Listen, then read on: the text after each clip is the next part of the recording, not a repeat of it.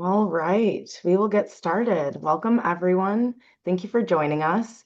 My name is Erica Bolden, and I'm the Engagement Coordinator with Michigan Climate Action Network, or MyCAN.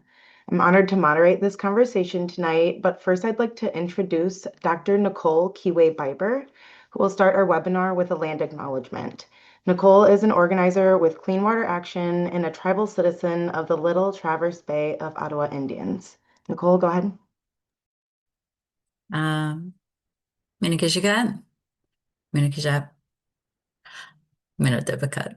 Nicole Nadijnikas, Waganakisnada Nishnabekwe, Mishike. This was written by some friends in Canada, and it's my honor to read it. Let's begin with a breath. Before any words are spoken, we offer our attention, our breath, our presence to the land and waters that hold us. This is a pause, a gesture of humility. If you feel called, please place a hand on the ground, on your heart, around a glass of water. What if Earth can feel us noticing? From the cedar forests of the Pacific Northwest to the desert canyons, from the Great Lakes to the Gulf, this vast web of Turtle Island speaks in many tongues. Can we listen, not only to the names of nations, but to the language of stone and water, root and feather? Let your attention drop into the ground beneath you. Can you feel the water moving below? Can you imagine what she remembers? Let those colonial borders blur. Let go for a moment of Canada and America. What if land is not property, but relative? Not something we stand on, but something we belong to. The Great Lakes are Earth's kidneys. They filter life, memory, grief, resilience. We breathe with them. What lives here, still wanting to live. Before colonization, these lands were and are tended by the Anishinaabeg, Ojibwe, Odawa, and Potawatomi. We hold stories alongside the Haudenosaunee and Six Nations peoples, Mohawk, Seneca, Oneida, Onondaga, Cayuga, Tuscarora. Over 1,200 First Nations across Turtle Island have loved, lost, endured, resisted, and continued to defend land and water. So what does it mean that so many people, settlers with stories of displacement and privilege, are now also showing up to protect what once was ignored? This is not a statement of closure. This is a thread in an unfinished conversation, a ritual of remembering, of reattuning, of relational repair. What becomes possible when we stop asking what we own and begin asking what we belong to? So, having begun the evening in a good way, I'd like to express gratitude and say miigwech to everyone present, all of us dependent upon the living earth, and therefore dependent upon one another to choose the path of restoration at this critical time. Old wounds require purification, and further injury must be avoided as we collectively strive to heal the waters and homelands, connecting all our relatives, human, more than human, ancestors, and those yet to be born. Now, That was fantastic. Thank you so much, Nicole, for setting the scene and helping us build more awareness as we move forward in our activism. And tonight we are here to do just that, to build awareness for the environmental impacts we face at the hands of greedy corporations and oil giants like Enbridge. At a time where many of our lives are being impacted by the constant news headlines, attack to our health, general well-being, and safety, it is imperative that we work together to hold accountability for honest and just solutions for our changing climate and the folks closest to those impacts. Just to set a little bit of the scene, this webinar could not really come at a better time. As just last week, the U.S. Army Corps of Engineers, or USACE, opened a public comment period to their draft environmental impact statement on the proposed Line 5 tunnel. And just Friday, MyCan, along with a number of tribes across the Midwest, some of which you'll hear from today, submitted a brief to the Michigan Supreme Court on the appeal of the Michigan Public Service Commission, or MPSC, approval to the Line 5 tunnel project. But beyond all of the jargon and acronyms, we are here because it's our duty to protect the world's largest freshwater source. The Great Lakes hold 85% of North America's surface freshwater and about 21% of the world's total surface freshwater. For context, surface freshwater is lakes, rivers, ponds, and streams. You know, the drinkable stuff. We provide drinking water for 40 million people across the US and Canada annually. The Great Lakes is the livelihood of our futures.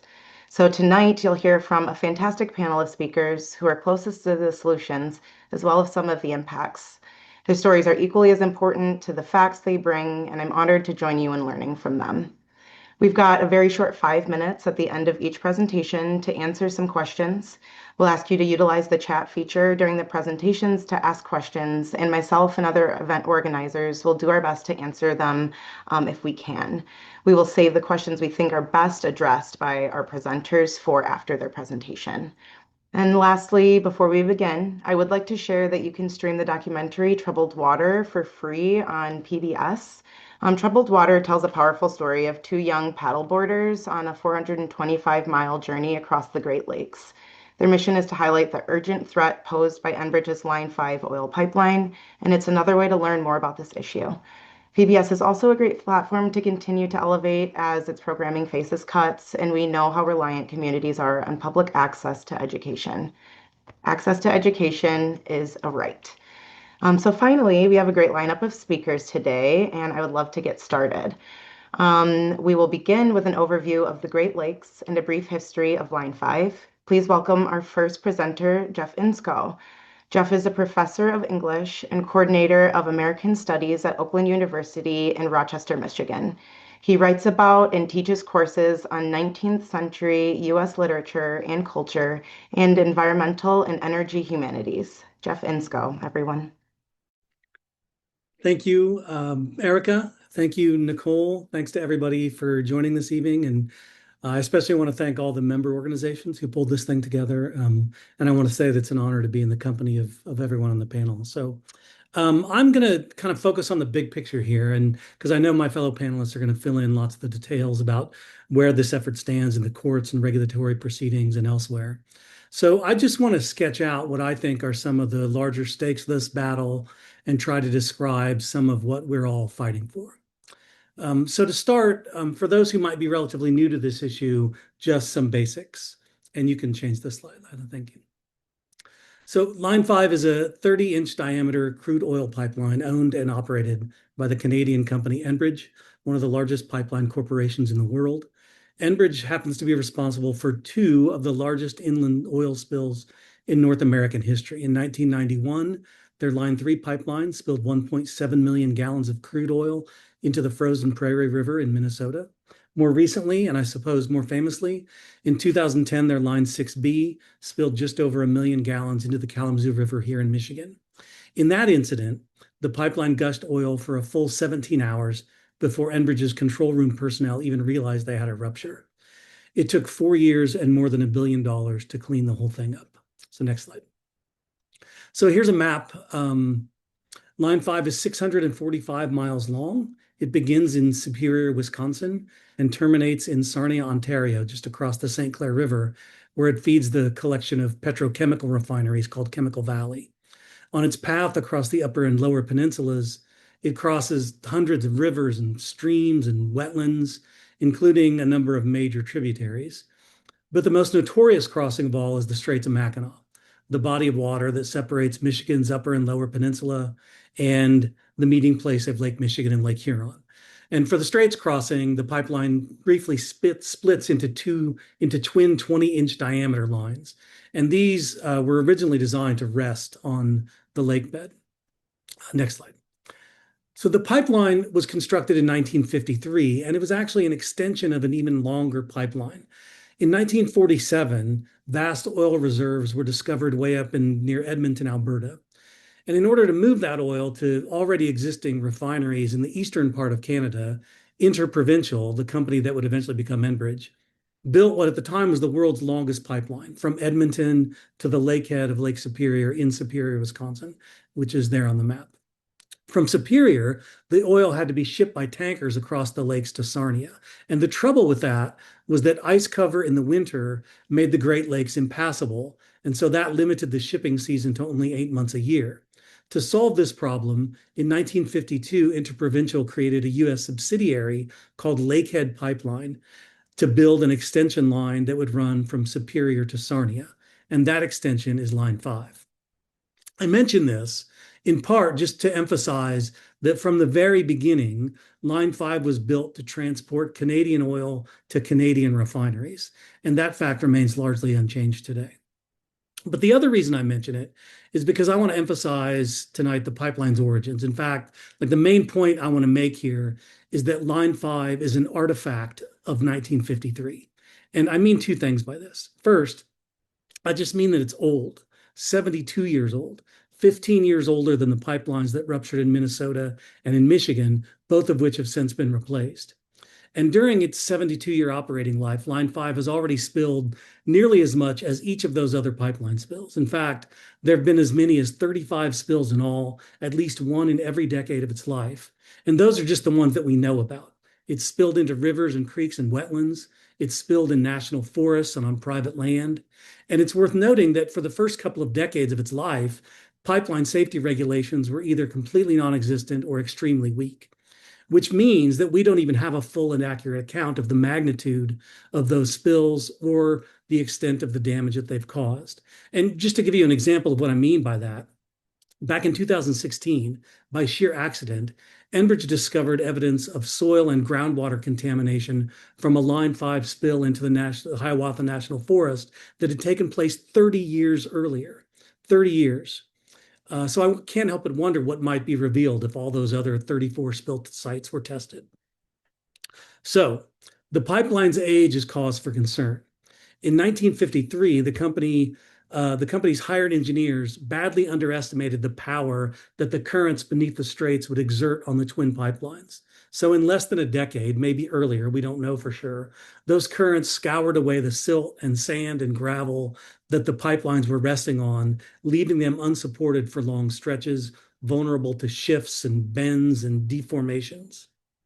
Since that time, for well over a century now, Enbridge has taken a series of patchwork measures to try and correct this problem. They piled grout bags to keep the pipes in place. They've installed anchor supports to stabilize the lines, and then more supports. Today, those twin 72-year-old pipelines, covered in invasive zebra mussels like barnacles on a ship's hull, hover above the lake bed. And what that means is that they now deviate significantly from their original specifications, and we just don't know the implications of that fact.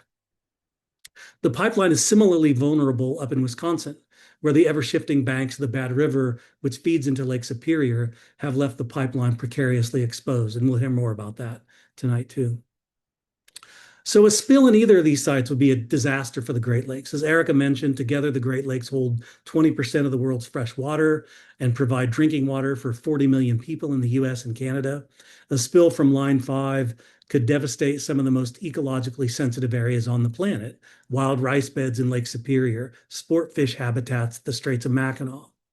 And in addition to harming wildlife and ecosystems, a spill in the Great Lakes would be a disaster for recreation and for tourism and for the fishing industry. It would disrupt the centuries-long cultural and ceremonial practices of regional Anishinaabe. And other waterways are likewise endangered. In the Lower Peninsula, for example, Line 5 crosses the Au Sable River, one of the most famous trout streams in the world. Further south, it crosses the Saginaw River, which empties into Lake Huron.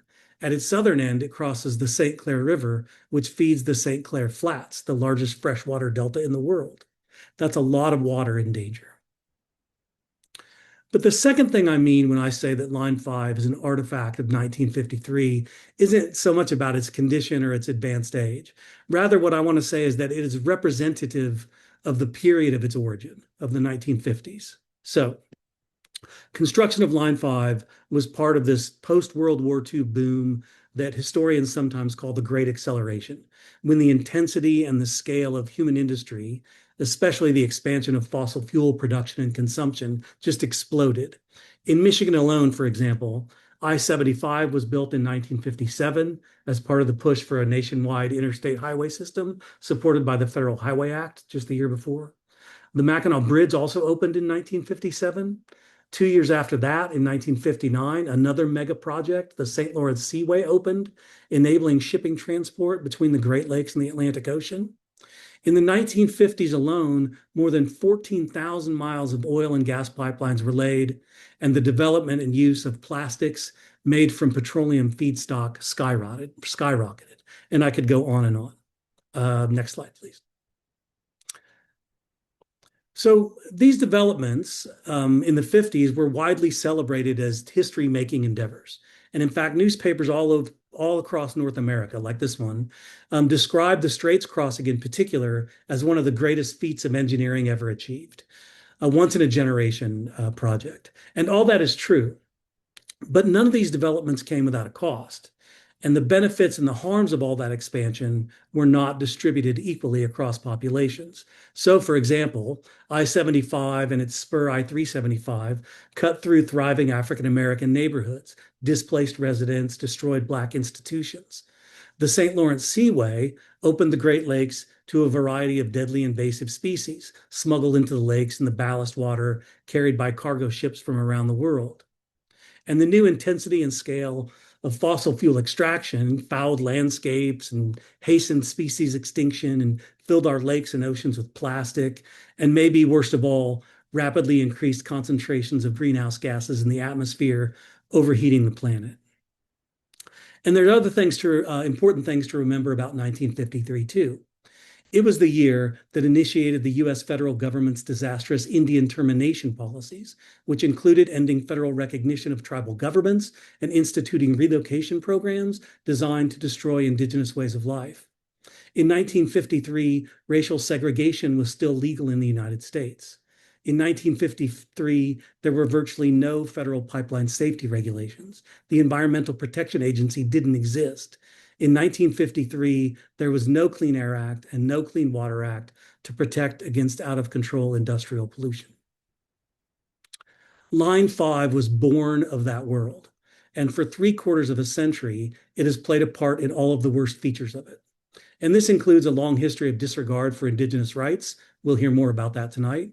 It includes the environmental injustices faced by minority frontline communities in Sarnia and Detroit who live with the effects of toxic pollution from the refineries that Line 5 serves.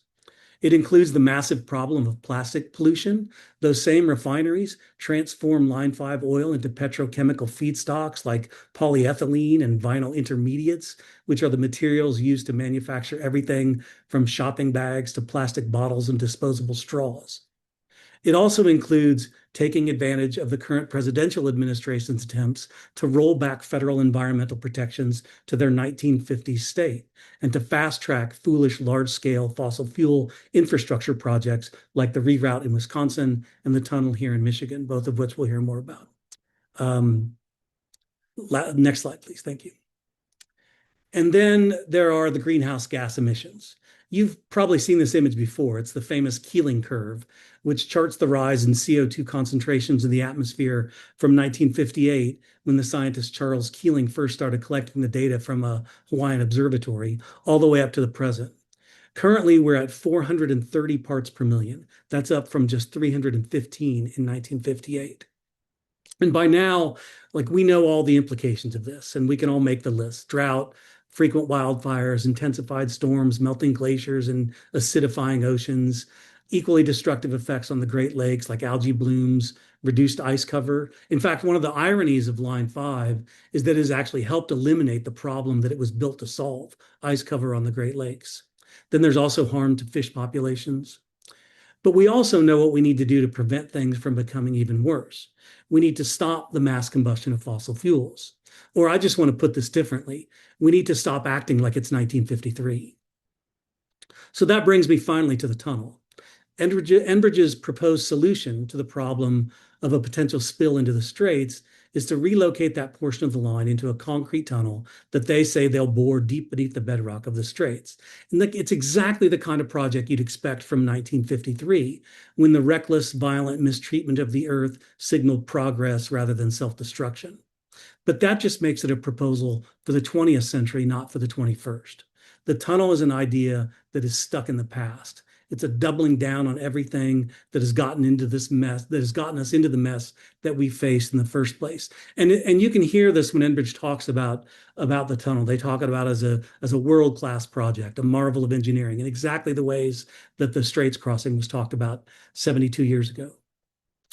But I would suggest that the only thing riskier for the Great Lakes and for the planet than the continuing operation of the aging twin pipelines beneath the straits is the extraction, transport, and combustion of oil for another 100 years that the building of the tunnel will guarantee. That will be a disaster of its own. So, one last thing about 1953.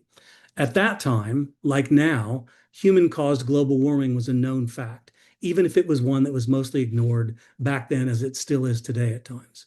And we've had decades to act on it, and we're already decades behind. Our elected leaders and our regulatory bodies should not be encouraging or permitting $1 billion investment in fossil fuels that's going to take years to build. Doing that is just looking backwards. So, if we're serious about the future, we can't take the tunnel seriously. All of which is to say, and I'll close with this, shutting down line five represents a chance for us, just ordinary citizens, to begin making a future that doesn't, in fact, look like 1953, a future that is built on care for the non-human world, a more equitable distribution of resources, and a more just, less exploitative energy system. It's a chance to think and act differently with regard to our relations to the land, to one another, and to future generations. And best of all, it's a thing that we get to do together. Thanks. Thank you, Jeff, so much for all of that knowledge. I have been doing this work for at least 2 years now, and I feel like I learned so much from you in that 15 minutes. So thank you for taking some time. We don't have any questions in the chat right now, but I can go ahead. Oh, we do. I apologize. So somebody asked, can Enbridge really make money after paying so much for the tunnel? So if you can speak to that at all. I mean, I'm not an economist, but unfortunately, there continues to be a great deal of money to be made in the fossil fuel industry, although that is rapidly changing. China is outpacing us with regard to electrification, and I think it's going to make fossil fuel extraction and therefore transportation less and less and less remunerative. But they're gambling, I think, on a widespread willingness or tenacity on the part of the industry to keep digging oil out of the ground and combined with friendly governmental policies foisting it upon us and preventing the kinds of legislative and other work that's going to be required to transition to more renewable forms of energy. Yeah, thank you. And Lila actually asked a very similar question to what I was going to ask is, can you kind of tell us a little bit about the history of resistance to Line 5? Has there been resistance at the beginning? How did the residents surrounding the construction and in Michigan feel in 1953? Thank you. Great question. There was a lot of resistance, which is one of the kind of untold stories. And for me, one of the things about learning the history of the pipeline has been a kind of opportunity to imagine ourselves as working together with people in the past who pushed back against the pipeline. Now, I'll tell one quick story. And this is a story that has to do not with the Straits, but with the other end of the pipeline. When the water commissioner of Detroit in 1952, when the pipeline was proposed, objected to it on the grounds that further feeding the refineries in Sarnia was going to lead to increased pollution of the St. Clair River, which would eventually make its way into the Detroit River and therefore the source of drinking water for the source for the city of Detroit. And like he recognized even in 1953 that that was an environmental justice issue, and he was right about that. Like we know the terrible history of the polluted St. Clair and Detroit rivers and Lake St. Clair. And all up and down the line, there were other forms of resistance too. There were farmers in mid-Michigan who resisted the pipeline on the grounds that they knew it was that Michigan and their land, therefore, was just a pass through for Canadian oil to get to Canadian refineries. There was a time in 1968 when the village of Mackinac City um, wanted uh, to find ways that they could have more oversight over the safety of the pipelines at the Straits, and Enbridge sued them over that. And so these are just like a handful of examples. And then there are the stories I should add, which I think probably exist primarily in oral histories of those indigenous populations who surely recognized what that pipeline was going to do on their land and didn't have an opportunity or the kinds of public forums that other people did to raise their objections. So thank you for that question. Yeah, I think it is a fantastic question because I think sometimes it's difficult for us to see kind of what it looked like back then. So thank you so much for that context. I don't want to skip over this question. Someone did ask any advice or best practices for building collective action against water-intensive polluting data centers being built in vulnerable and Black and Brown communities. Jeff, you probably have a great answer to this question. I think it goes right along the theme of what we're talking about. So. Yeah, but I mean, yes, although in some ways, I would even defer to you on that question, right? I mean, I think that there are lots of people who are and have been doing the work for a very long time. And, they're easy to find. And so seek them out and learn from them. People have been doing that work with or without knowledge of Line 5 for decades and decades and decades. And, um, like we're all just building upon the work that they've been doing for a long time. So the Oil and Water Don't Mix and the other affiliated organizations here are great resources to point people in various kinds of directions. So, and I think there's probably going to be a list of resources and other things on websites or maybe in the chat and elsewhere. Yeah, and that's exactly what it's going to say. Get really tapped into the environmental organizations, especially folks like Clean Water Action, like Michigan Climate Action Network. That's a huge topic that we'll be talking about coming up. And so just stay looped in, and we'll do our best to help you kind of be able to mobilize in your communities. I think we have time for one more question. So let's go ahead with the exception of hundreds of indigenous activists who are demanding an end to extraction and deforestation. Why do you think there's so little official discussion of water security at COP? Mm. It's a great question. I think that part of one of the key points that I tried to make is that when it comes to the building of industrial modernity, that process did not benefit all people evenly or equally.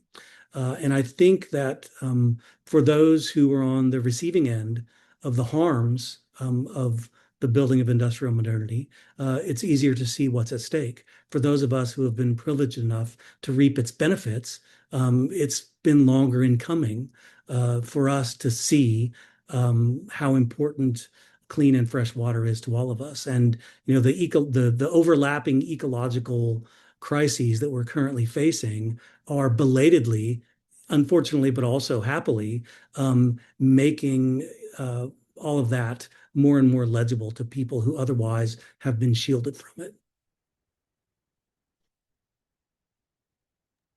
Yeah, well, thank you so much, Jeff, for your insight, for answering questions from the chat.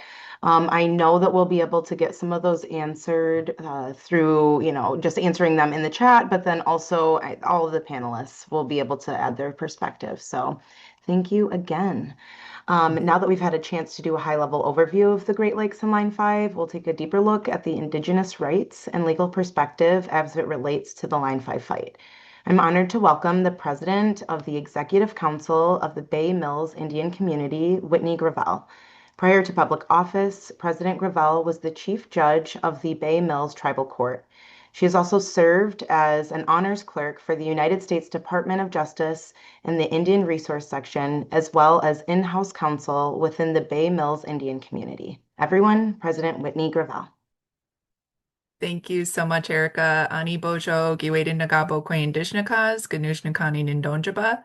My name is the woman who stands in the north. My English name is Whitney Gravel. I currently serve as the president of Bay Mills Indian Community, and we are very active when it comes to Line 5, making sure that we're sharing our story as well as uplifting tribal treaty rights in the conversation so that it's not forgotten nor disregarded as various decisions are being rendered by state and federal agencies as it relates to Line 5. If we could go to the next slide, please. And the next one. So we heard Jeff talk about this, but I really, a lot of what my presentation is going to be focused on is the journey of the tribes and really understanding the impacts of Line 5 and how we came to be involved in a lot of the permit processes that are involved. It really did start with the Kalamazoo River oil spill. I really identify this oil spill as a collective awakening for the state of Michigan and for many of the tribes in the state as well. When this happened, it also happened within the homelands of our relatives down near the Nottawasepi Huron Band of Potawatomi. Their reservation and tribal community rests along the Kalamazoo River. And when the river was polluted and we saw the impacts that were happening years later, even now, of discrete pollution still flowing through the river and them having to put signs up throughout the forest to say, do not gather here, do not collect food, do not hunt here because the land has essentially been poisoned. There were kind of two questions that everyone asked themselves. The first one is Michigan has pipelines, and then the second one was where are they? These two questions really began a lot of the advocacy for the tribes because unfortunately we have seen the harm that has occurred with our relatives. Next slide, please. So, Line 5 is 645 miles that runs through the state of Michigan. Unfortunately, this actually traverses multiple treaty ceded territories of multiple tribes. I'm going to be talking specifically about the treaty ceded territory of Bay Mills Indian Community, but also wanted to leave space for our relatives that also reside in the 1842 treaty ceded territory. And we'll hear later in the presentation of the treaties and reservation lands of the Bad River Band, as well as other tribal communities that are impacted. If you actually look at the population data surrounding Line 5, as well as its connection to Line 3 in Minnesota, what you will find uniquely impacting is that Line 5 actually traverses through a majority of counties that have a higher population of Indigenous people as well as people of color. Again, showing this displacement that we have experienced in the disregard for the rights that we have related to land and water. Next slide, please. So again, we're at the beginning here. The two questions that sort of arose, one, Michigan has pipelines, and then two, where are they? Thankfully, our friends at the National Wildlife Federation, as well as Clean Water for Action, had actually begun the investigative process of looking into Line 5, requesting documents, completing FOIA requests with state and federal agencies. And until that time, we really didn't have a complete understanding of it. It was largely a mystery for many individuals of what type of condition Line 5 was in, what was its current capacity, where was it exactly running, what type of water tributaries was it impacting. And this information was some of the first information that led to the first resolutions that were passed by tribes. Bay Mills Indian Community passed one in 2013, once again expressing its resistance to Line 5 itself. These images were very important because, as was mentioned, Line 5 was built in 1953. It was considered an engineering marvel at the time. It was supposed to have 7 protective layers of coating, much of which had been wore down to sometimes one or no protective layers throughout the line. And it was really through this investigative process that we really began to understand what we were dealing with and actually what type of critical failures could be awaiting us if we continue to allow Line 5 to exist. Next slide, please. As the investigative process is beginning, we actually had a really wonderful study that was released by the University of Michigan.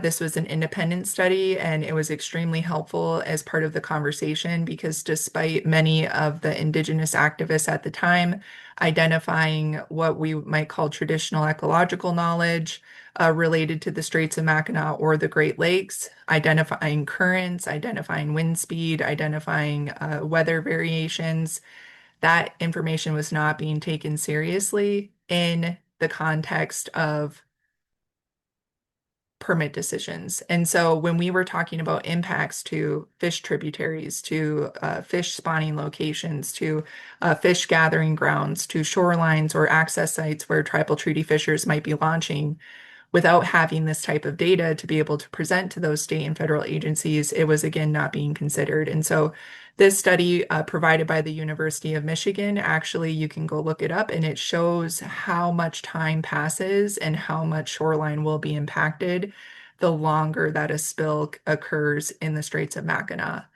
Next slide, please. However, the Straits area is really, in my opinion, the heart attack that ends up killing the Great Lakes. There's been a lot of other injuries that have occurred along Line 5. Since 1953, it has spilled a lot of oil throughout the Great Lakes, also within the treaty ceded territories of the tribal nations. And so the larger contextual conversation that we've been trying to have is, yes, the Straits is very important. Yes, we need to take that into consideration when we're talking about the tunnel, but we can't forget the overall picture in that Line 5 still traverses the Great Lakes as a whole, and that it also has caused harm elsewhere and will continue to cause harm unless it is decommissioned altogether. Next slide, please. A little bit of story here. So Bay Mills Indian community really got involved with Line 5 in 2013. That was the first resolution. Up until that moment, there really had not been any formal processes for us to be involved in. It's really important to remember that Line 5 is an active and operating pipeline. And it's very, very hard to litigate a pipeline into shutdown. You need to have some type of mechanism that allows you to be involved and in order to assert your rights. Throughout the years, sometimes there's been a permit renewal, like with the National Forest, Hiawatha National Forest. We had the National Forest out in the Western Upper Peninsula that we participated in comment, but there really wasn't anything that we could participate in order to make sure that our rights and our reasonings were being taken into consideration. It was 2018. I was working as an attorney for the tribe, and I remember when we got a call from the governor's office that Line 5 had been struck by an anchor. And the air that was sucked out of the room, with that phone call, it was on speaker. We were told that it was an emergency. You could feel just a humongous amount of dread settle over everybody because we didn't know at the time what was the condition of the pipeline. Was it leaking? Did we know if it had been structurally damaged? What was going to happen moving forward? Nobody knew when we first got that call. We just know that it had been struck. Despite it being hit with an anchor, we were told by Enbridge that it was a once in a lifetime occurrence, that it would never happen again.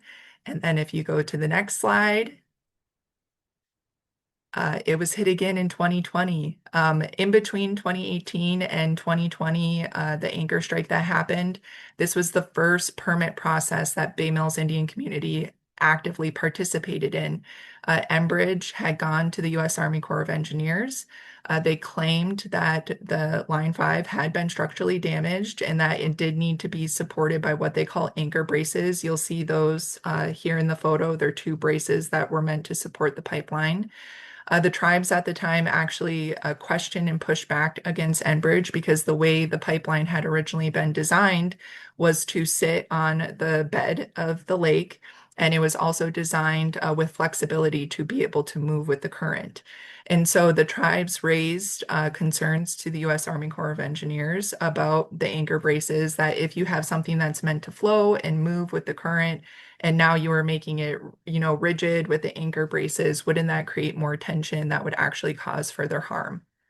That was dismissed. Unfortunately, in those conversations with the Army Corps, the tribes were told that we were not engineering experts, that we knew nothing about pipelines, and that essentially the Army Corps had to issue these permits because separately there was a judgment and consent decree from the Kalamazoo River oil spill, where Enbridge actually locked in upgrades to the Lakehead system to Line 5 as a result of their bad actions related to Line 6B in the Kalamazoo River oil spill.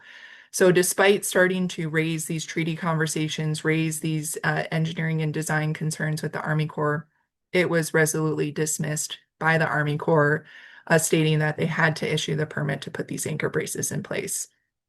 When the pipeline was struck in 2020, and you'll see the damage here, the anchor braces shifted upwards of tens of feet on the lake bed and once again caused severe structural damage to Line 5. Next slide, please. So you keep hearing me talk about the treaty ceded territory or why Bay Mills Indian community is getting involved, but what does that really mean? If you look at the image here, the black line sort of outlining a large portion of the state of Michigan is the treaty ceded territory of my tribal community. That territory was ceded in the 1836 Treaty of Washington, where Bay Mills Indian community, as well as other tribal signatories, ceded land and water to the United States for the creation of the state of Michigan in exchange for protection and continuous preserved rights under that treaty. And this treaty was actually very important to the future of the state of Michigan because Michigan was trying to enter into statehood. It was only a territory at the time. And in their negotiations with the United States, they were told, you don't have enough land, you do not have enough resources, you do not have enough people to be considered a state. And so these negotiations were very, very important. And Michigan actually achieved statehood the following year in 1837. Next slide, please. So the treaty was equally important for my community, for the community that were signatories to much of the Ojibwe, Odawa here in northern Michigan, because there's language in the treaty that allows for our tribal nations to continue to live out the usual privileges of occupancy. I like to use that language. That is the language in the treaty, although it has later been interpreted to mean the treaty right to fish, hunt, and gather. But the usual privileges of occupancy is so much more encompassing. It's taking into consideration the historical fishing that tribes engaged in, the economic livelihood that fishing provided. It was a source of trade, it was a source of monetary value, and then it was a source of subsistence for individuals and families to be able to put food on the table. Next slide, please. Here's some photos of really old photos of treaty fishers exercising their rights out on the Great Lakes. Next slide. So we reached a really critical point in the treaty recognition era for tribal treaty rights in 1971. This is actually my grandfather. His name was Albert Big Abe LeBlanc. He was called Big Abe because he was 6'7" and 400 pounds. If any of you have seen me, I'm 6'4", so that's where I get my height from. But tribal treaty rights were not recognized at the time by the state, nor were they being affirmatively honored by the United States. And so I like to bring, this historical lesson up because when we talk about Line 5, a lot of people ask, well, where were the tribes? Where were you in 1953? What were you doing? Why didn't you oppose it then? Why are you raising a stink now? Why are you talking about tribal treaty rights now? The reason we talk about it now is because despite the treaty being signed in 1836 or 1825 or 1855 and having those treaty rights codified as the supreme law of the land in the United States, they were not honored. And it was not until a much later period of time in the 1970s and 80s that we started to have a treaty recognition era for many of the tribes in the United States. This is when treaty rights were being acknowledged, when they were being affirmed and upheld by federal court. But this also required tribes to go to court. It required tribal citizens like my grandfather to risk being arrested and paying fines in order to have that treaty right recognized. Next slide, please. In fact, the tension over tribal treaty rights during this time period grew so significantly that tribal members actually had to carry firearms with them when they were fishing, as depicted here, because there was so much tension between them and the public and them and state law enforcement and Michigan DNR officers that they would have sugar put into their gas tanks, they would have their tires slashed, they would be shot at by other fishers, sports fishers out on the water in order to prevent them from exercising their treaty right, because the state affirmatively held that they had the ability to regulate tribes, that they could not do it without a state fishing license, and that they could not take fish in order to feed their families, that they could not exercise a commercial right for the treaty fishery. And so when we think back to 1953, this is occurring in the 1970s. Treaties are recognized in the 1980s. Tribal consultation doesn't even become a thing until the 1990s. There was not a forum for tribes to share their knowledge and their expertise as it's related to the Great Lakes because it was affirmatively and actively being ignored. That did not come until later. And in fact, there's a whole other side of this history too, where tribes were in a survival mode. We had been shoved to the farthest confines of the state of Michigan on the worst possible land, forced to live on reservations that was mostly wetlands because they did not want us to engage in any type of prosperity. They did not want us to have any farmland. My parents grew up with dirt floors and newspaper for wallpaper. That's where we were in 1953. So when we talk about the pipeline, it is now the time here that we have to start talking about how are you honoring the treaty that has now been recognized. Next slide, please. Treaty recognition did happen in the 1979. The Michigan Supreme Court actually recognized that the tribes had the usual privileges of occupancy in order to continue to exercise those treaty rights. And they started to create and lay out what we call canons of construction as it's related to tribal treaties. They said that if there was an ambiguity in the treaty, that it must be interpreted in favor of the tribes, that if there was a misunderstanding in the treaty, it must be interpreted as the tribes would have understood it to mean at that time. And so this anchors us once again in that language of the usual privileges of occupancy. What does that actually mean? Next slide, please. This is where we start to tie in our treaty rights with cultural rights, with water rights, and with human rights. Because treaty rights are important, but the treaty rights are actually embedded in our understanding and our relationship with the land and with the water. And for the Straits of Mackinac, that is a very deeply spiritual and sacred place. For the Anishinaabe, for the Ojibwe, for the Odawa, because in our stories, that is actually where North America was created. And much like many other religions, there was a great flood. And in the time of that flood, uh, the creator spoke to Sky Woman and Nana Bojo, who were resting on a turtle's back, that if they could go down and collect sand from the bottom of the water, that he would help them create a new home. And the way the story goes, there's a bunch of different animals. The bear tries being the strongest. He can't gather any of the soil. The crane tries because they can fly the highest. The crane fails. The loon tries because they can dive the deepest. The loon fails. And it's actually a tiny muskrat, after all the animals attempt, who says, I will go and collect you the soil. And the muskrat dives down and it swims and it swims and it swims. And after a really long period of time, the muskrat did not resurface. And so Sky Woman and Nana Bojo were resting on the turtle's back, wondering what had happened to the muskrat. And so it was after a really, really significant period of time that the muskrat actually floated to the surface, and the muskrat had passed away. And as Sky Woman lifted the muskrat out of the water, his paw actually fell open and he had soil from the bottom of the lake bed. And it is because of that muskrat sacrifice, the smallest and the weakest of us, willing to make that sacrifice, that Sky Woman was able to use that soil and with the Creator's help, rub it on the turtle's back and create North America.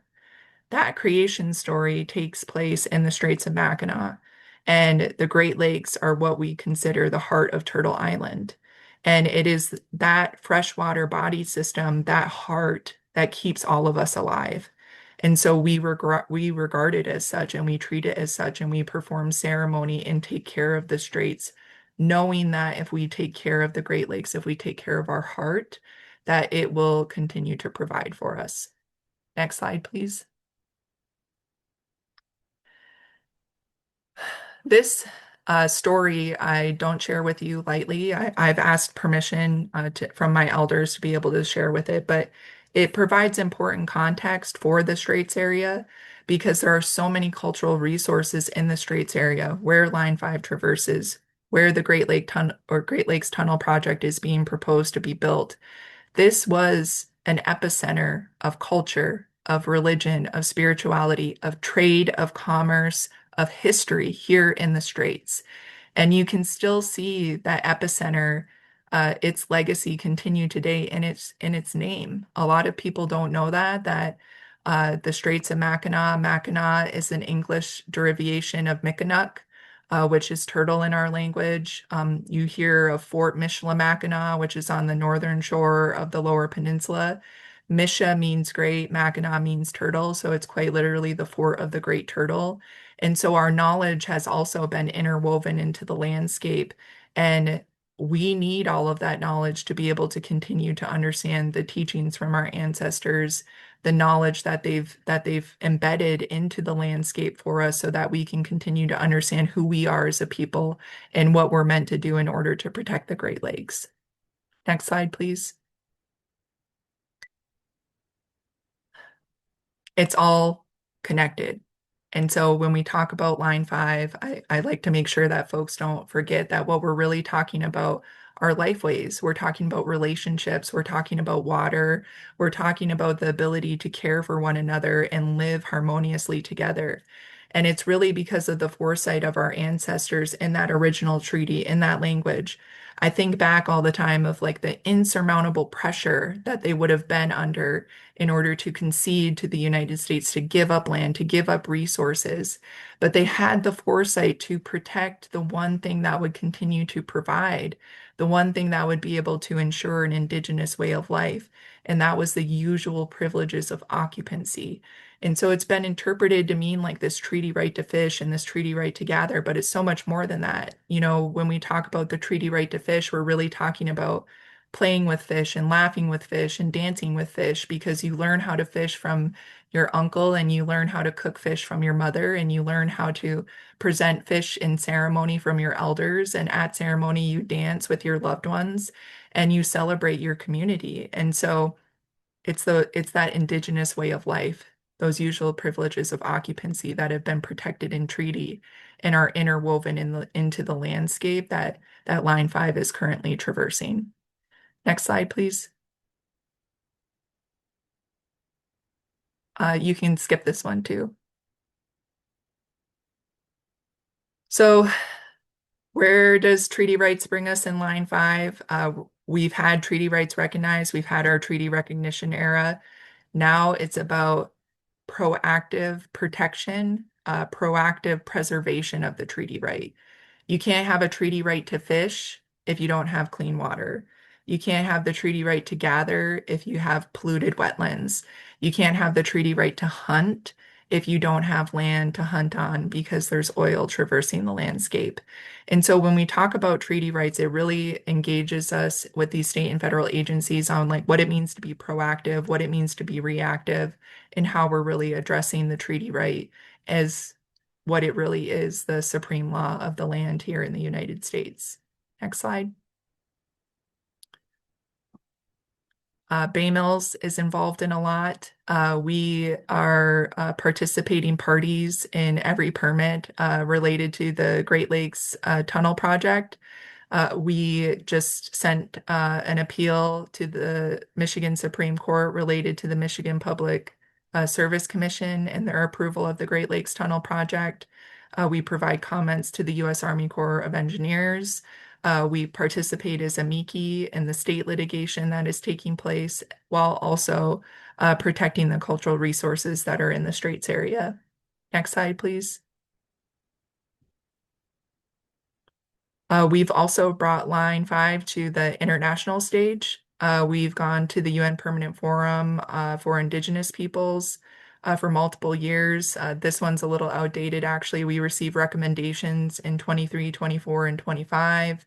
Recommendations from the Committee on Elimination of Racial Discrimination, the Special Rapporteurs that all recognize that Line 5 is a human rights issue, it's an indigenous rights issue, and that it's currently violating the rights of multiple nations here, not only in the United States, but also in Canada. Next slide, please. As was shared earlier, with the recent executive order on January 20th declaring a national energy emergency, we have unfortunately seen much of the Line 5 work fast-tracked and prepared for approval. This means that the conversations that we're having about Line 5 and its correlation to treaty rights become even more important. And it may mean that we have a second treaty recognition era in front of us in the courts moving forward as it relates to Line 5. Next slide, please. At the end of the day, though, what it really comes down to is about the people and about our relationships with the land and how we're going to continue to protect those, because that's also what the treaty rights mean. And so if you go to the next slide, you'll see here that this is what we're trying to protect. This is one family, multiple generations of that family exercising their treaty rights, teaching one another how to live that indigenous way of life, which is what our ancestors would have wanted. So I know I've gone way over. I could spend hours talking about Line 5. I'll pause there, and I think because I talk so much, I can't even take any questions. Thank you so much. That was a fantastic presentation. You're also a very intuitive person because we will not have any time for you to answer live questions. But we will have questions in the chat, and I'm sure you can pop in and answer. Again, the organizers will also do our best to answer any questions. But thank you so much for your perspective and sharing. Now it is time to follow the pipeline as we hear regional updates from our partners working hard to safeguard fresh water and advance long-term solutions. We'll start in Superior, Wisconsin, where Line 5 begins. We'll then explore the latest in Michigan, including the dangerous oil tunnel proposed under the Straits of Mackinac. We'll then wrap up with a cross-border update from our partners in Canada, where Line 5 ends at refineries in Sarnia, Ontario. And then we will answer questions at the end of these following presentations. So starting off, it is my pleasure to welcome Robert Lundberg, attorney with Earth Justice Tribal Partnerships Program. Robert joined Earth Justice in 2021 as the Tribal Partnerships Program Legal Fellow and became an associate attorney in 2022. They work to protect tribal homelands, treaty rights, cultural resources, and a way of life from fossil fuels and mining threats, while also strengthening Earth Justice's capacity to represent tribal and indigenous clients through resources and training. Before Earth Justice, Robert completed a 2-year Equal Justice Works Fellowship with the Midwest Environmental Advocates, partnering with Wisconsin tribes to halt extractive projects and support tribal environmental regulatory authority. Robert Lundberg, take it away. Thank you, Erica. It's a pleasure to be here this evening, and both quite intimidating to follow President Gravel, but I also get the benefit of all the great information and background and context that she has shared, which also has great relevance for the situation in Wisconsin for the Bad River Band. So we'll be speaking about the Line 5 pipeline in Wisconsin and specifically how it relates to and impacts Bad River Band's reservation and larger watershed. So Bad River is a federally recognized tribal nation in Wisconsin, on the southern shore of Kitchikami or Lake Superior. And Ojibwe tribes, including Bad River, migrated to this area long ago seeking the place where food grows on water, which is also known as Manoomin or wild rice. And within the band's reservation, this grows primarily in the Kakagon Bad River sloughs, which are the largest wild rice beds in the Great Lakes and are at the heart of the band's reservation and are also an internationally recognized wetland complex. So Line 5 was first built, as we've heard, in 1953, including through the band's treaty-protected reservation. And at that time, as we heard earlier, the US government was trying to terminate tribal nations as political entities, not recognize them, certainly not recognize their rights. So the band had no chance to consent or oppose to the placement and construction of Line 5 through the reservation at that time. We fast forward to 2013, and many of Enbridge's easements to operate the pipeline across the reservation expired. And the band chose at that time not to renew those easements. Like many at the time, band leaders and citizens had recently seen the devastation of the 2010 Kalamazoo spill that President Gravel and Jeff mentioned earlier. The band also understood that Line 5 posed similar risks to Mushkegong Zibi, the Bad River, as well as to the Kakagon Bad River sloughs and further downstream to Lake Superior. So despite these easements expiring, Enbridge kept operating through the band's reservation. In 2017 and 2019, then, the band's tribal council issued resolutions directing the removal and shutdown of Line 5, both within the reservation and in their shared watershed. Since Enbridge continued to operate Line 5 without those legally necessary easements, the band then sued Enbridge in federal court in the summer of 2019. And the band argued, one, that Enbridge was trespassing because they didn't have those legal easements anymore, and that the pipeline posed a public nuisance, that it posed a risk where it crosses Mushkegong Zibi, a Bad River, because it's at risk of being exposed and then risk catastrophic rupture, releasing oil, natural gas liquids into the river, downstream into those really unique and special wild rice sloughs and to Lake Superior. So the federal district court agreed with the band that Enbridge is trespassing and that Line 5 does present a risk to the environment.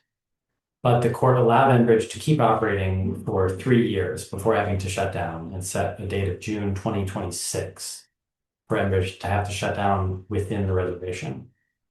The court also didn't require a shutdown immediately based on that public nuisance risk of an exposure and rupture in the Bad River, but did require development of a shutdown plan in the event of high flows and erosion, which risk exposing the pipeline and which then risks damage and rupture of the line. And you can see in this zoomed in photo here where the line crosses the Bad River currently within the reservation, and the really winding, snaking nature of that river, which is constantly changing because of a combination of the erosive forces of the river and the really erodible, mobile nature of the soil. So it's the river's way, its natural way to move and change year after year.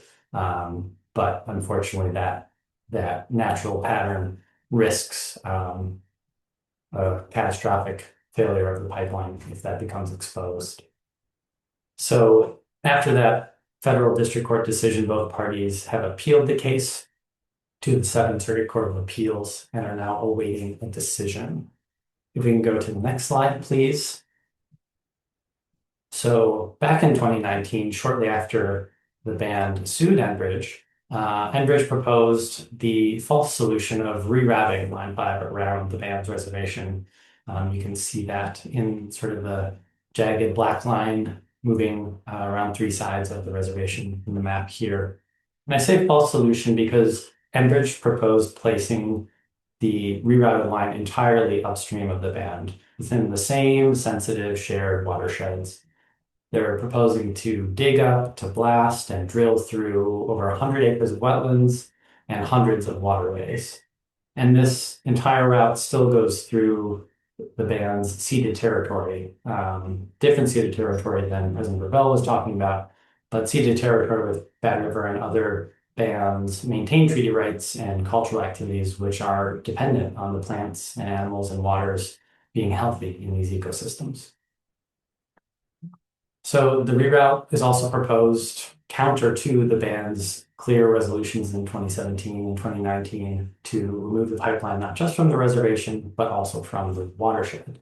And this, like I said, is just moving the risk higher up the watershed, crossing more wetlands and waterways that still ultimately connect to the reservation, to the wild rice beds, and to Lake Superior. And this reroute requires both state and federal permits. So I'll briefly touch on the state and then the federal side. But both the Wisconsin Department of Natural Resources and the U.S. Army Corps of Engineers have been reviewing Enbridge's proposal for the last several years. Bad River has also dedicated significant staff time and resources to reviewing the project and has shared thousands of pages of comments and reports and other information, both with the state and feds, identifying a range of deficiencies with the project. Despite all of this, the Wisconsin Department of Natural Resources issued a permit in November of last year, which the band challenged in December of 2024. Several environmental organizations also brought a challenge. Those groups are Midwest Environmental Advocates, Clean Wisconsin, the Sierra Club of Wisconsin, League of Women Voters of Wisconsin, and 350 Wisconsin. And the judge in that state challenge paused those DNR authorizations given the risk construction of the pipeline poses to the environment in the Baylands shared watershed, meaning Enbridge currently can't move forward with the project while that case is ongoing. And after presenting many witnesses in a month-long trial-like hearing earlier this fall, the parties are now submitting written briefs and will then await the judge's decision later this year or early next year. Now, just to briefly wrap up, I mentioned the U.S. Army Corps of Engineers is also involved because a federal permit is required for this proposed reroute. And that's been ongoing at the same time that the Wisconsin DNR process has been taking place. Just a few weeks ago, the Army Corps issued federal permits for the reroute. Now, this was done despite the band, the Bad River Band, determining, pursuant to the Clean Water Act, that the reroute would affect the band's water quality standards, which they maintain within the reservation.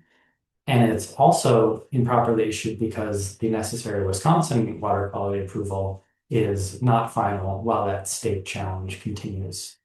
So since the Army Corps permits were just issued a few weeks ago, no one has challenged those yet, but such challenges could be possible in the coming months. So that's where we're at with Line 5 in Wisconsin and Bad River.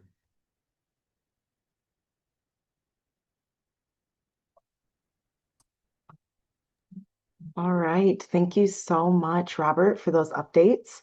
We will now move on to Michigan. So please welcome Sean McBrady, the Michigan State Director of Clean Water Action. Sean joined Clean Water Action in Lansing in 2011 as a canvasser. He eventually moved onto program, policy, and legislative work, spending many years as legislative and policy director. Sean is also the coordinator of the Oil and Water Don't Mix campaign, where he leads a coalition that includes more than two dozen partner organizations and is supported by more than 50 additional groups, nearly 200 businesses, and many tribal governments, thousands of concerned citizen supporters. Sean, you are up. Yeah, thank you very much, Erica, and thank you to all the other speakers tonight. Move on to the next slide. I thankfully for everybody don't have a ton to cover because President Gravel did such an excellent job of covering the specifics with Line 5, and Jeff did such a wonderful job of setting up Line 5 and its history in the Great Lakes. So thanks to those two, I will keep this very brief. So as you all know, the most Well, Line 5 itself being well past its intended lifespan is definitely a concern for us and a very big concern. The most concerning part of Line 5 has been the Straits of Mackinac crossing. And if we move on to the next slide, to go into a couple of the, so President Gravel talked about kind of the state of the current pipeline. This is just another picture, and you can see some of those side supports that President Gravel mentioned that are actually broken in this picture, along with the line being covered in mussels and all sorts of other stuff. Move on to the next one.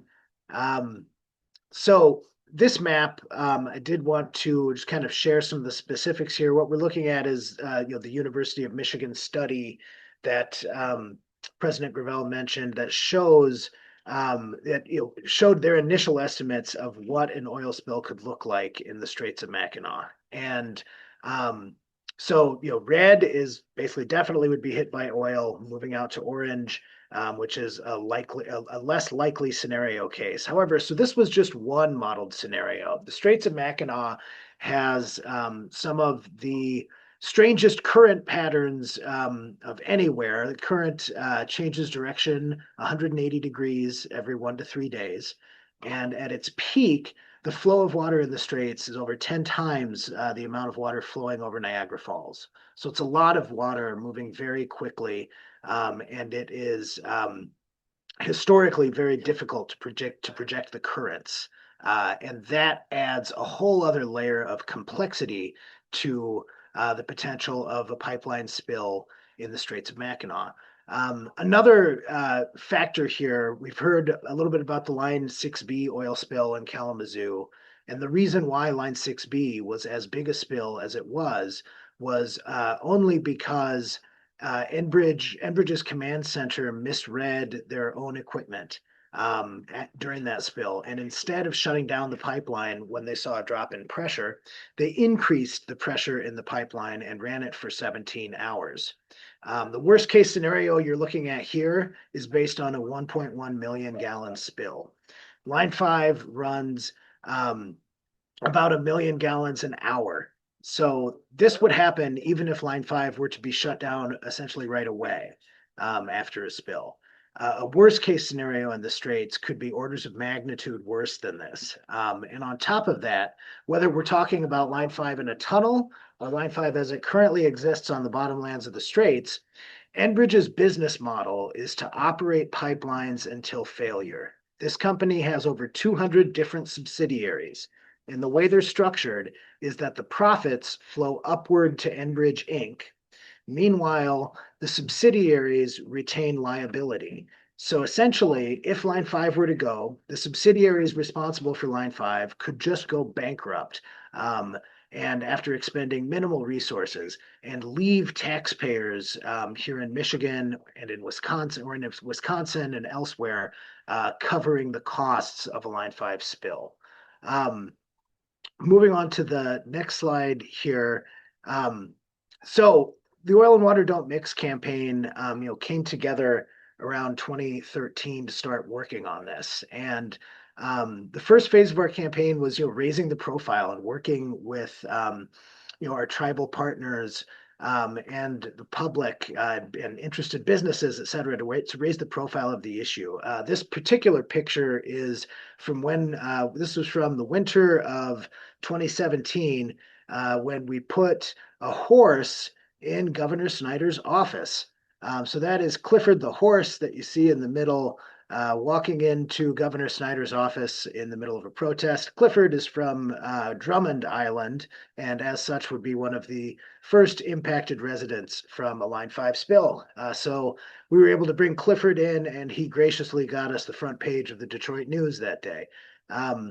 Moving on to the next slide.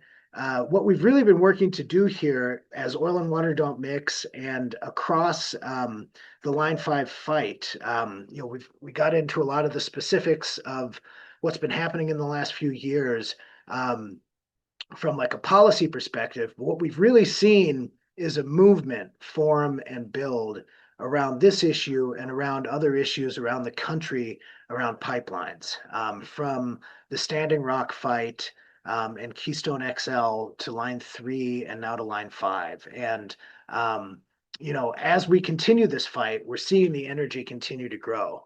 These pictures here are from protests that we put together at the Mackinac Policy Conference. And for those who are unfamiliar with the Mackinac Policy Conference, this is a conference they hold on Mackinac Island every year. It's very exclusive. The Detroit Chamber of Commerce puts it on, and it costs over $3,000 a person to walk into the Grand Hotel lobby. That's before paying for lodging, which is never cheap on the island. And they also have a lot of rules on the island. Like, for instance, there's no cars, you have horses. And then they use horses as an excuse for everything. So you're not allowed to have protest signs on the island because they say it will disturb the horses. So, I mean, I don't know what percentage of these horses can read, but it's got to be a startling number of them. So in 2019, we pulled off what I think at that point was the largest protest in the history of the Mackinac Policy Conference, when we got a little over 80 people that you see in that picture to show up. And instead of having protest signs for folks, we put it on our T-shirts. No Line 5 oil tunnel, keeping it plain and simple. And then in 2025, we did another Mackinac Policy Conference protest. And this time, we kind of blew our previous record out of the water, as you can see from the two pictures here. I forget the exact total we had in 2025, but our movement continues to grow. And another fact that shows kind of where we are as a growing movement on this, just tonight, on this webinar, we have people attending from all 50 U.S. states, from 6 Canadian provinces, and people from several other countries. So folks from across the world and across Turtle Island here, thank you so much for joining us. I want to talk a little bit about some recent developments with Line 5, and we're going to get on to the next slide here. So as you know, in the Straits of Mackinac, Enbridge is seeking to replace the existing Line 5 pipeline with a tunnel under the Great Lakes. And consistently, activists have been right about Line 5, while Enbridge has been misleading the public. And it takes a long time for the media to connect those things together. And I think there was something else on this slide, if we could get that up. If not, no worries. But, all right, no worries. So, for instance, Enbridge used to make the claim that the UP needs Line 5 for its propane. They stopped making that claim once it was disproved. They stopped making that claim as often once that was thoroughly disproven. They said, that no flights would be able to leave Detroit Airport or Pearson Airport in Toronto without Line 5. Pearson Airport actually came out with a statement saying, no, we have a pretty diverse fuel source, we'll be okay. And the same is true in Detroit. So it's kind of like moving goalposts here.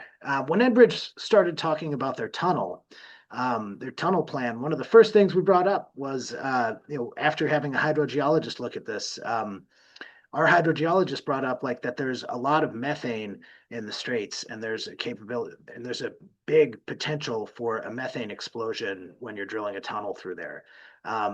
And the only agencies that have looked at that so far have really not embraced that idea, even though it's there in Enbridge's own data. But so recently, as far as last week, the Army Corps of Engineers took the rare step of issuing a supplemental environmental impact statement. And while we're still getting through all the details of the supplemental EIS, the things that I can share from there that we've checked out so far. So the focus of the supplemental environmental impact statement is to consider an option other than building a tunnel through the Great Lakes. And that option is to do HDD drilling through the Straits. And so this is the same kind of drilling that they use for fracking. It's the same kind of drilling process that Enbridge used on the Line 3 pipeline. There they were working to drill underneath rivers, and their drills actually in Line 3 failed 50% of the time. Now they want to do HDD. Now they're considering apparently doing HDD drilling instead of a tunnel through the Straits. And while a tunnel is a terrible idea, the HDD drilling, especially from construction folks as incompetent as Enbridge, is really an awful idea as well. But in the EIS, they did mention the possibility for methane explosions. So they kind of contradicted what Enbridge already has on the record.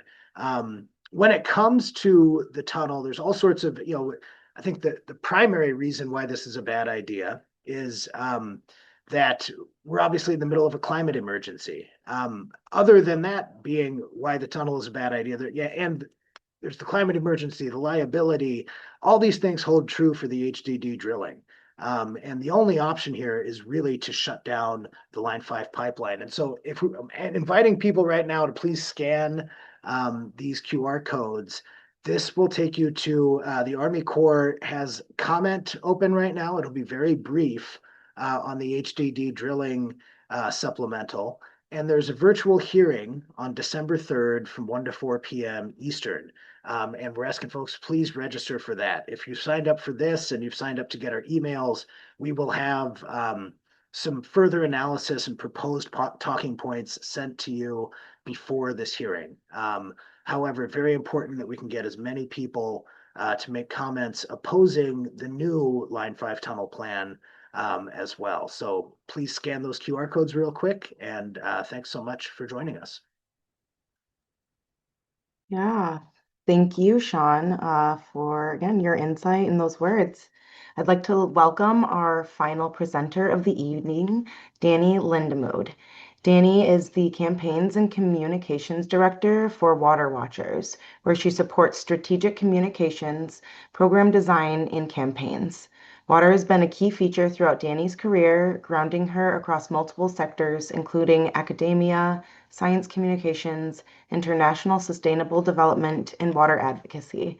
She also plays an active role in the End Line 5 Canada Coalition. And now to hear from Danny Lindemood. Thanks so much, Erica. It is such a pleasure to get to be here with everyone tonight, and thank you so much for gathering from across North America to learn about the dangers posed to our collective waters. My name is Danny, and I'm a movement organizer who co-facilitates the Line 5 Canada Coalition through my work with Water Watchers. We are a nonprofit focused on water protection, Indigenous solidarity, and climate action. I know you've been listening to a lot of information for a lot of the evening, so I'll try to keep things really light and moving for you. I am really excited that we got to start today.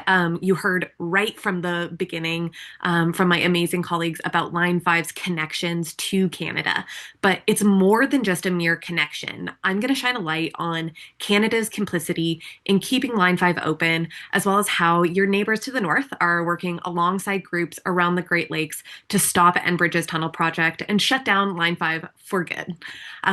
So the place that I really want to start here with this visual that you see before you is the tar sands of Alberta that you heard from Jeff about earlier. The tar sands are an ongoing case study in mass ecosystem destruction for resource extraction, and it is some of the dirtiest oil produced globally. Every environmentalist in Canada knows about the terrible impacts of the tar sands, and hundreds of thousands of people are working to stop the harm happening there. But for now, that oil keeps coming out of the ground, and Enbridge is one of the companies profiting from it. They send those dirty fossil fuels down Line 3 into the US and across Indigenous land through Line 5, and then bring it back across our colonial borders into Ontario, Canada, where we then send it onward to Quebec. And despite calls to action to close the pipeline, the Canadian government has acted against public opinion, giving hundreds of millions, if not billions, in public dollars in subsidies to Enbridge. So functionally, those oil companies working in the tar sands are extensions of the Canadian government, with the oil industry being one of the most heavily subsidized sectors in Canada. And we see that reflected in their policy decisions. Specifically to this issue, they've even enacted international treaties with the US to keep Line 5 open for Enbridge. So, said concisely, Line 5 is owned and operated by a Canadian company. It's transporting Canadian fossil fuels for a Canadian market. market, and the Canadian government is complicit in keeping the pipeline open. Next slide. The Anishinaabe Nation, who represents 39 First Nations in Ontario, came out officially against the Line 5 pipeline in 2021. And that brave action of standing up for their treaty rights, the Great Lakes, for the land, and for the people has supercharged Canadian public resistance to Line 5, and it's been growing ever since. Next slide. This resistance has taken many different forms, and I want to start by highlighting direct action. Our allies in Quebec, who are the end market for much of Line 5's fossil fuels, actually occupied public bridges in Montreal by scaling them to bring awareness to the Canadian public's dissent against Line 5 and Line 9B, which is the portion that flows through Ontario and Quebec. And if you look really closely at that picture in the bottom right there, you can see the silhouettes of two of the brave souls who were arrested, jailed, and tried for their action against Line 5. And I share this specifically to highlight just how seriously we take the responsibility over Line 5 and its harms in Canada. Next slide. Canadian nonprofits, think tanks, and universities have also been doing tons of different analyses on Line 5, and the many reports all say the same things.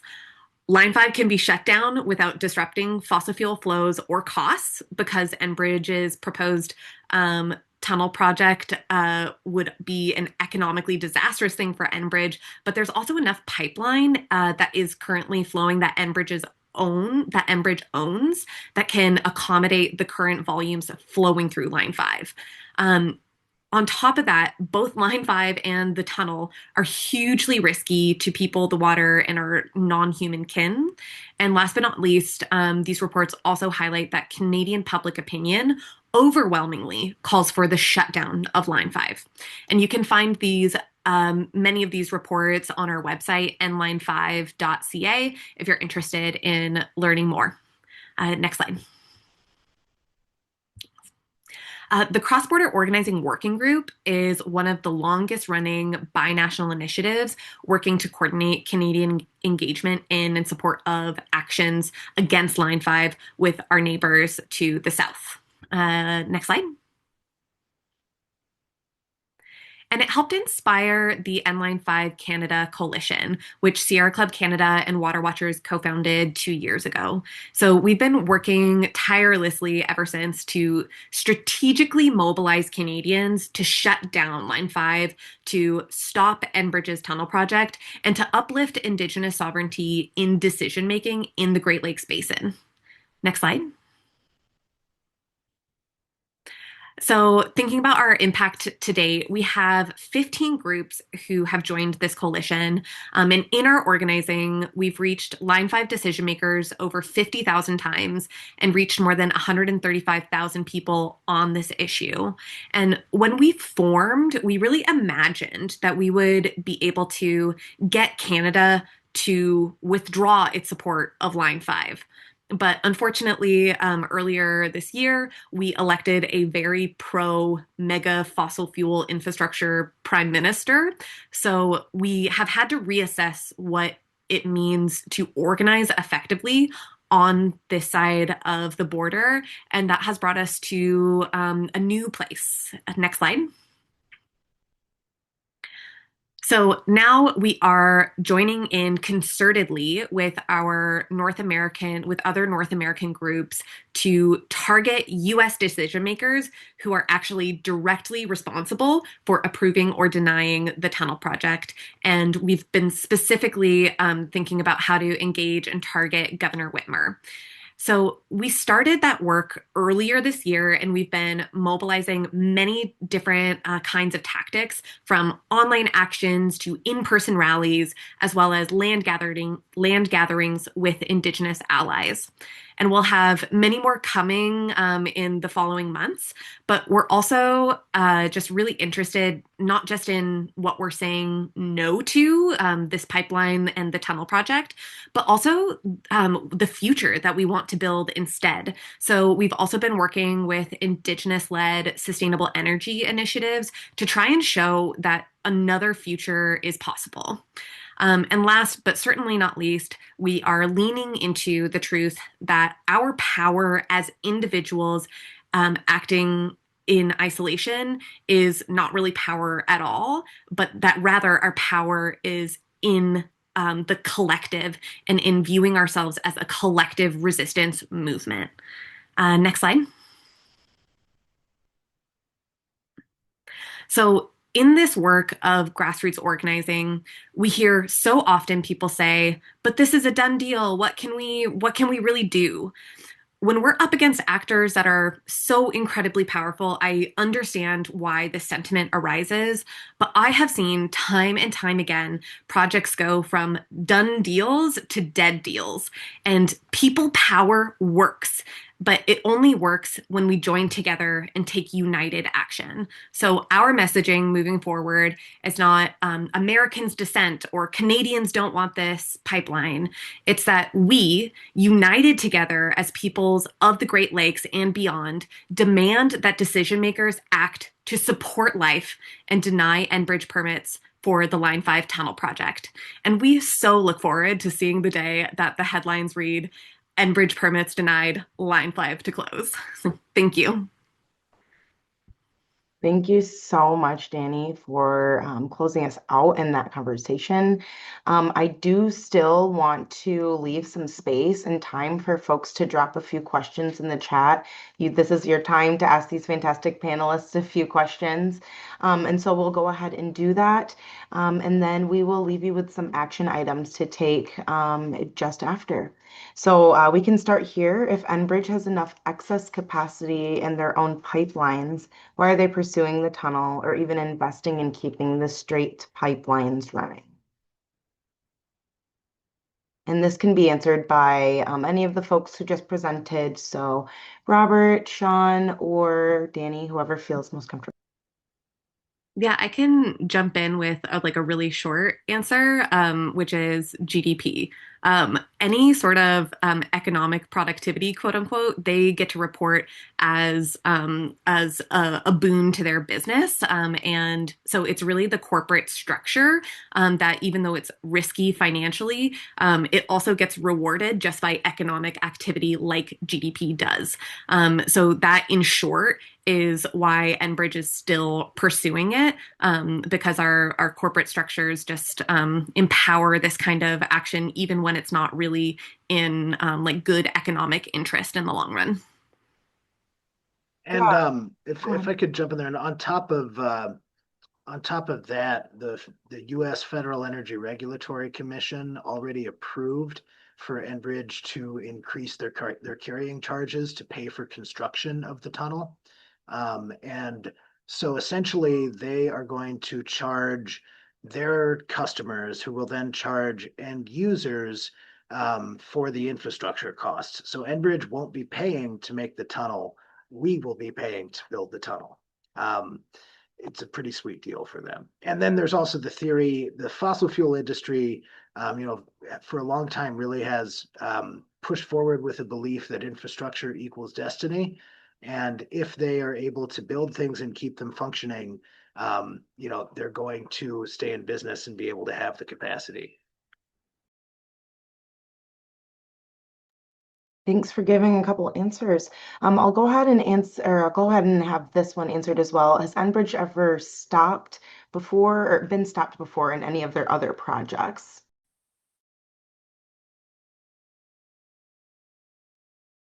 I see Jeff nodding, so if you'd like to jump in, please feel free.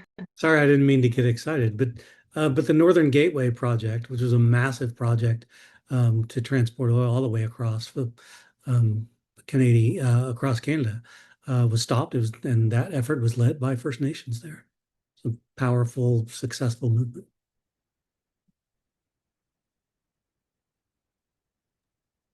Awesome. Thank you for that answer. Someone says, I'm curious about the role of injunctions in Canada versus legal pressures that ran through the pipeline projects in the US. And then they mentioned that Cherie Pasternak, I'm sorry, butchered that, says that the injunctions almost always green light extractive projects. Is there an analogy in the US?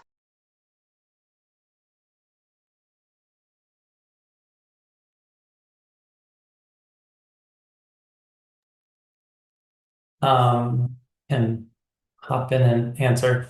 Um, I'll start by saying I have pretty limited familiarity with Canadian law, so I'm not totally sure how injunctions work there, other than that I have heard stories of similar to what the question describes, of injunctions actually being used to allow these types of projects to move forward or prevent opposition to them. Usually in the US, an injunction might be sought to prevent a project from a pipeline or other extractive project from being constructed, or to, prevent the permits from going into effect that authorize it. Um, though there could potentially be a situation where it would sort of work in reverse. I think that's generally less common, just given the way that permitting and approval of these types of things tends to work in the US. Awesome. Thank you so much. In honor of time, I am going to go ahead and move forward, but I think what we can do is, as organizers, make sure to answer some of these questions and then possibly either send them out or make sure that we are more thorough. We really do appreciate getting some of your questions. It helps us form the work that we'll be doing in the near future. So we will have to wrap up, but we encourage you to stay connected with the involved organizations and to reach out with any follow-up questions. You can send those directly to Lila at Groundwork Center. Email is lila.hollis, HOLLIS, at groundworkcenter.org. It's our hope that you'll be inspired to take action now and protect the Great Lakes. But we have 2 actions we would like for you to take. So we urge you to contact Governor Gretchen Whitmer and ask her to deny the Line 5 tunnel permit. The only way to protect the Great Lakes is to shut down the pipeline. It's time for it's time for leaders to choose freshwater protection over corporate profits. So you can see the QR code scan on the QR code, and you can scan that and take action right now and let her know that you do not want this project to continue.